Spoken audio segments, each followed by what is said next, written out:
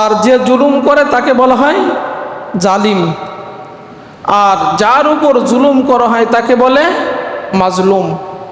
জুলুম সাধারণত দুই প্রকার, একটা হচ্ছে আল্লাহ রাব্বুল আলামিনের সাথে জুলুম, আর একটা হচ্ছে বান্দার সাথে জুলুম।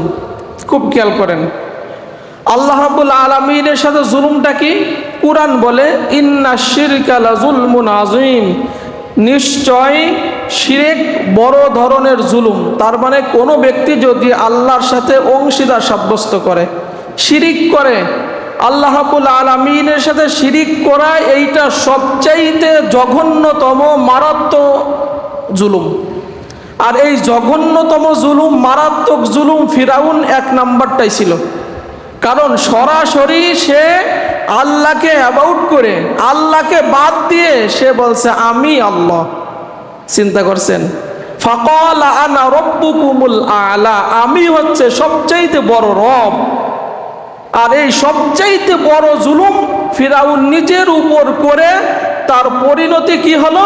আল্লাহ রাব্বুল আলামিন সুবাইয়ে তার গোষ্ঠী সহ মেরে ফেললেন। 3116 বছর পানির নিচেই রাখছেন এই বড় ধরনের জুলুম করার কারণে। এই জুলুম করার কারণে আল্লাহ রাব্বুল আলামিন এতটা ঘৃণা, এতটা কঠিন শাস্তি দিয়েছেন যে 3116 বছর পানির নিচেই থাকলো, মাছে খাইলো না, পানিতে পচালো না, মাটিতে খাইলো না, পোকা মাকড় কিছু খাইলো না, সমুদ্রের মাছ পর্যন্ত তাকে ঘৃণা করলো। আল্লাহ রাব্বুল আলামিন বলেন, দেখো তোমরা যদি ফিরাউনের মধ্যে এরকম বড় জালেম হও, তোমাদের কেমনে শাস্তি দিতে পারি তার বাস্তব উদাহরণ ফিরাউন। ফিরাউন বড় জুলুম করে যখন বুঝতে পারল যে আমি বড় জুলুম করছি, আল্লাহর সাথে অংশীদার সাব্যস্ত করে নিজে খোদা দাবি করে, যখন সে ডুবতেছিল, কুরআন বলে হাত্তা ইদা আদরাকাহুল গরাক ক্বালা আমানতু আন্নাহু লা ইলাহা ইল্লাল্লাযী আমানাত বিহি বানু ইসরাঈল ওয়া আনা মিনাল মুসলিমিন। আল্লাহ আমি এখন ঈমান আনছি, এখন বুঝ আসছে, হুঁশ আসছে।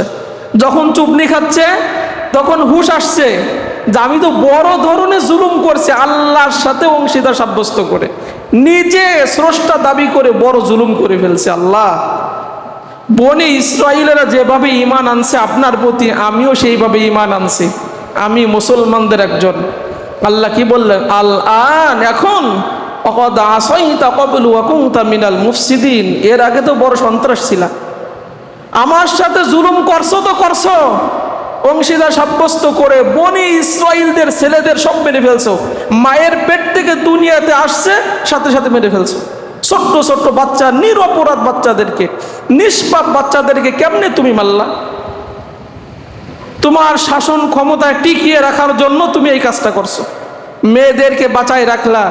আর বনি ইসরাইলদেরকে, যারা আমার প্রতি ঈমান আনছে, তাদের উপর জুলুম নির্যাতনের তো শেষ নাই, একের পর এক করতেই আসো, অত্যাচার করতেই আসো, ধরে ধরে জেলখানায় ঢুকাইছো ফিরাউনের শাস্তি। আল্লাহ রাব্বুল আলামিন বলেন, এখন ঈমান আনলে কাজ হবে না। আল্লাহ রাব্বুল আলামিন যখন সে আল্লাহকে ডাকতেছিল, জিবরাইল আলাইহিস সালাম বলেন, আমার মনে হলো আল্লাহ রাব্বুল আলামিনের এত দয়া, না জানি ফিরাউনের তওবা আল্লাহ ওই মুহূর্তে কবুল করে নাই, কিন্তু সে এত জুলুম নির্যাতন করছে, আমার এত রাগ হয়েছে, আমি কি করছি, ওই সমুদ্রের তলদেশ থেকে সে যাতে আল্লাহর নাম না নিতে পারে কাদা তার গালের মধ্যে ভরছি। কারণ আল্লাহর যে দয়া, ওই মুহূর্তে আল্লাহ যদি তারে মাফ করে দেয়, কিন্তু সে জীবনে যা করছে সে মাফ পাওয়ার, ক্ষমা পাওয়ার যোগ্য না। এমন কোনো জুলুম নাই সে করে নাই, এত বড় জালিম ছিল।